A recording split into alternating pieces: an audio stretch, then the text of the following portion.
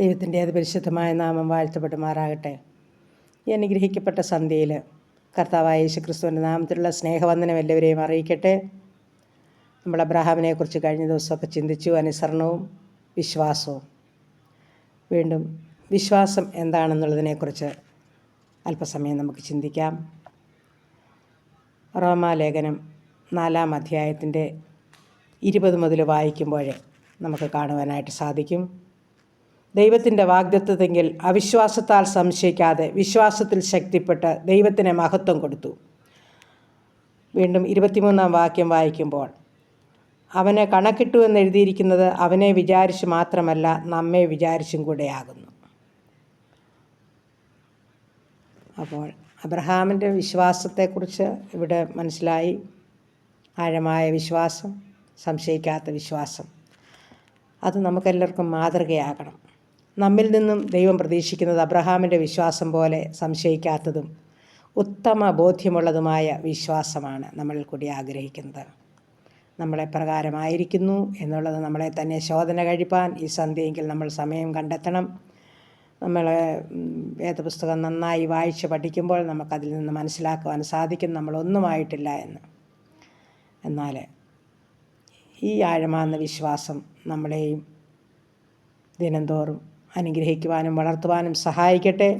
എന്താണ് വിശ്വാസം എന്നുള്ളത് നമുക്കൊരു നിമിഷം ചിന്തിക്കാം. ക്രിസ്തുവിലൂടെ നമുക്ക് ലഭ്യമാകുന്ന ദൈവകൃപയ്ക്ക് നമ്മിൽ നിന്ന് ഉളവാകുന്ന പ്രതികരണമാണ് വിശ്വാസം. ദൈവവും നാം തമ്മിൽ ബന്ധപ്പെട്ടിരിക്കുന്ന മാധ്യമമാണ് വിശ്വാസം. സ്വയത്തെ നിഷേധിക്കുന്നതും ദൈവത്തെ ആരാധിക്കുന്നതുമാണ് വിശ്വാസം. നമ്മുടെ കഴിവിലും പ്രവൃത്തികളിലും ആശ്രയിക്കാതെ ക്രിസ്തുവിൽ കൂടി വെളിപ്പെടുന്ന ദൈവകൃപയിൽ സമ്പൂർണ്ണമായും സമർപ്പിക്കുന്നതാണ് വിശ്വാസം. അപ്പോൾ ഈ സന്ധ്യയുടെ യാമത്തിൽ ദൈവസന്നിധിയിൽ നമ്മളെ സമ്പൂർണ്ണമായി സമർപ്പിക്കാം. നമ്മുടെ സ്വയത്തും നമ്മുടെ കഴിവ്, കാര്യങ്ങൾ ഇതൊക്കെയും നമുക്കൊന്ന് ഉപേക്ഷിച്ചിട്ട് വാസ്തവമായും ദൈവത്തിൽ ആശ്രയിച്ചുകൊണ്ട് പൂർണ്ണമായും ദൈവത്തെ അനുസരിച്ച്, ദൈവത്തിൽ വിശ്വസിച്ച്, ദൈവത്തെ ഭയപ്പെട്ട് നമ്മൾ മുൻപോട്ട് ജീവിക്കുമ്പോൾ നമ്മുടെ കൂടെ നിൽക്കുന്നൊരു ദൈവം ഉണ്ട്. നമുക്ക് ചുറ്റും ദൂതന്മാരെ നിർത്തുന്നൊരു ദൈവമുണ്ട്. നമ്മുടെ എല്ലാ കാര്യങ്ങളും ഏറ്റെടുക്കുന്നൊരു ദൈവമുണ്ട്. അതുകൊണ്ട് ഈ ദൈവത്തിൽ ആശ്രയിച്ച് പ്രാർത്ഥനയോടെ നമുക്ക് മുന്നേറാം. ദൈവം നമ്മളെ സഹായിക്കുമാറാകട്ടെ. വിശ്വാസത്തിലുറപ്പിക്കൻ വിശ്വാസത്തിൻ നായക, ആശ്വാസത്തിൻ ദായക, സ്നേഹം ദയ എന്നിലേകൂ.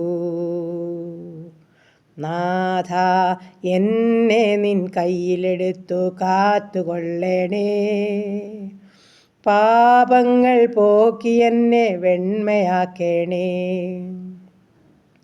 ശുദ്ധാത്മാവിനെ എൻ്റെ ഉള്ളിൽ എന്നും നിറയ്ക്കണം. എന്നെ നിൻ ഓമനയാക്കി മാർവിലണയ്ക്കണം. കരുണയുള്ള നാഥ, സ്വർഗീയ പിതാവേ, അനുഗ്രഹിക്കപ്പെട്ട സന്ധ്യയുടെ യാമത്തിൽ എൻ്റെ കർത്താവിൻ്റെ പാദപീഠം അല്പസമയമായിരിക്കാൻ അടിയങ്ങളെ സഹായിച്ചതോർത്ത് നന്ദിയോടെ സ്തോത്രം, സ്തോത്രം. അബ്രഹാമിൻ്റെ ആഴമാർന്ന വിശ്വാസത്തെക്കുറിച്ചൊന്ന് ചിന്തിക്കുവാൻ കർത്താവേ, ഈ സന്ധ്യയുടെ യാമം ഞങ്ങളെ സഹായിച്ചല്ലോ കർത്താവേ. ഞങ്ങൾക്ക് ആഴമാർന്ന വിശ്വാസവും അനുസരണവും അടിയങ്ങൾക്ക് നൽകുമാറാകണം. ദൈവഭയത്തിൽ ദിനംതോറും ജീവിപ്പാൻ ഞങ്ങളെ സഹായിക്കണം. അതിനായി ഞങ്ങളെ സമർപ്പിക്കുന്ന കർത്താവേ, ഈ സന്ധ്യയെങ്കിൽ ഞങ്ങളുടെ ഭവനവും പരിസരവുമായി കടന്നു വരുന്നു. ഞങ്ങളുടെ പ്രിയപ്പെട്ടവരെ കരങ്ങളിൽ സമർപ്പിക്കുന്നു. ഞങ്ങളുടെ രോഗികളെ ഏൽപ്പിച്ചുകൊണ്ട് പ്രാർത്ഥിക്കുന്നു കർത്താവേ. ഈ രാത്രികാലം സ്വർഗത്തിലെ കാഴ്ച കണ്ട് കിടന്നുറങ്ങുവാൻ ഞങ്ങളെ സഹായിക്കുമാറാകണം. സമാധാനത്തോടെ ഞങ്ങൾക്കുണർന്ന് കർത്താവിനെ മഹത്വപ്പെടുത്തുവാൻ സഹായിക്കുമാറാകണം. ഞങ്ങളുടെ സമസ്ത ഭാരങ്ങളും അങ്ങയുടെ പാദപീഠത്തിലോട്ട് സമർപ്പിക്കുന്ന കർത്താവേ, ഞങ്ങളെ മുഴുവനുമായി അറിയുന്ന കർത്താവിൻ്റെ കരങ്ങളിൽ ഞങ്ങളെ സമ്പൂർണ്ണമായി സമർപ്പിക്കുന്നു. പ്രാർത്ഥനയെ കേട്ട് ദൈവത്തിന് നന്ദി പറയുന്നു. യേശുക്രിസ്തുവിൻ്റെ നാമത്തിൽ തന്നെ. ആമേൻ, ആമേൻ, ആമേൻ.